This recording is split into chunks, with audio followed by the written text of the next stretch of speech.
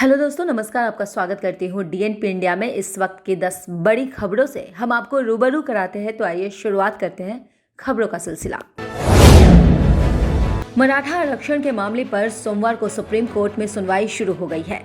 5 जजों की बेंच इस मामले को 18 मार्च तक सुनेगी। सर्वोच्च अदालत ने सोमवार को सुनवाई के दौरान कहा कि आरक्षण के मामले पर सभी राज्यों को सुना जाना जरूरी है। सुप्रीम कोर्ट ने सभी राज्य सरकारों को नोटिस जारी कर पूछा है कि क्या आरक्षण की सीमा को 50% से बढ़ाया जा सकता है। इसी के साथ सुनवाई को अब 15 मार्च तक के लिए टाल दिया गया है।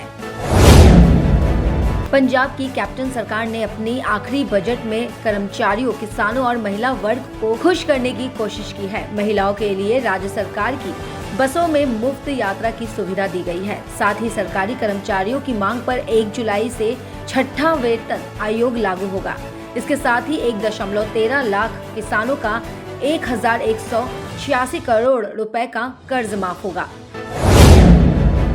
अंतर्राष्ट्रीय महिला दिवस के मौके पर दिल्ली की सीमाओं पर जारी किसान आंदोलन में महिलाओं ने बढ़ चढ़कर हिस्सा लिया है। पंजाब के अलग अलग इलाकों से दिल्ली के टिकरी बॉर्डर पर बड़ी संख्याओं में महिलाएं पहुंची और आंदोलन में शामिल हुई। उत्तराखंड में त्रिवेंद्र सिंह रावत सरकार को लेकर सियासी सरगर्मी और तेज हो गई है। बीजेपी पर्यवेक्षकों के 2 दिनों के देहरादून दौरे के बाद सोमवार को मुख्यमंत्री त्रिवेंद्र सिंह रावत को तलब किया गया है। त्रिवेंद्र सिंह रावत दिल्ली पहुंचने वाले हैं। देहरादून बीजेपी के पर्यवेक्षक के तौर पर गए छत्तीसगढ़ के पूर्व मुख्यमंत्री रमन सिंह और दूसरे पर्यवेक्षक उत्तराखंड के प्रभारी महासचिव दुष्यंत गौतम अपनी रिपोर्ट बीजेपी के शीर्ष नेतृत्व को सौंप सकते हैं। संसद के बजट सत्र का दूसरा हिस्सा आज से शुरू हो गया है। राज्यसभा में कार्यवाही की शुरुआत होते ही विपक्ष की ओर से पेट्रोल और डीजल के बढ़ते दामों को लेकर हंगामा किया गया, जिसके बाद राज्यसभा की कार्यवाही को 11 बजे तक के लिए स्थगित कर दिया गया था। पश्चिम बंगाल के साथ 5 राज्यों में विधानसभा चुनाव के लिए माहौल बन गया है। तारीखों का ऐलान हो चुका है।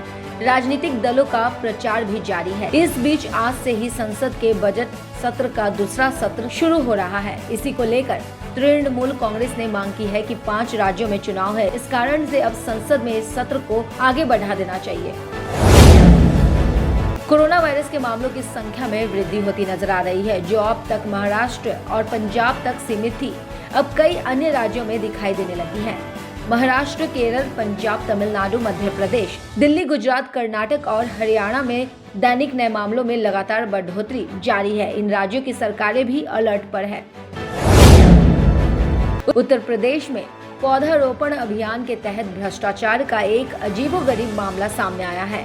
प्रधान महालेखाकार की ऑडिट रिपोर्ट में पकड़ में आने वाले इस मामले में पता चला है कि साल 2017, साल 2018 और 2019 में विभाग ने जो पौधारोपण के बिल पेश किए, उसमें पौधारोपण के लिए गड्ढे खोदने और दूसरे कार्यों के लिए जिन जेसीबी मशीन का इस्तेमाल किया गया, उसके नंबर दरअसल स्कूटर और मोटरसाइकिल के थे। यानी वृक्षारोपण के लिए गड्ढे खोदने के लिए जेसीबी मशीनों का नहीं बल्कि स्कूटर का इस्तेमाल किया गया है और उसकी एवज में सरकार से लाखों रुपए का बिल भी लिया गया।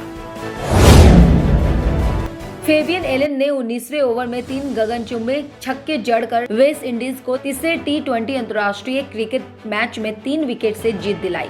इससे कैरेबियाई टीम ने 3 मैचों की सीरीज 2-1 से अपने नाम की। टोक्यो ओलंपिक की तैयारियों में लगे भारतीय पहलवान बजरंग पूनिया ने आखिरकार 30 सेकंड में 2 अंक बनाकर मार्टियो पॉलीकॉन रैंकिंग कुश्ती सीरीज में स्वर्ण पदक जीतकर अपने खिताब का बचाव किया, जिससे उन्होंने अपने वजन वर्ग में फिर से नंबर 1 रैंकिंग हासिल कर ली है। खबरों की और जानकारी के लिए देखते रहिए डीएनपी इंडिया। हमारे चैनल को लाइक, सब्सक्राइब और शेयर करना ना भूलें। तब तक के लिए नमस्कार।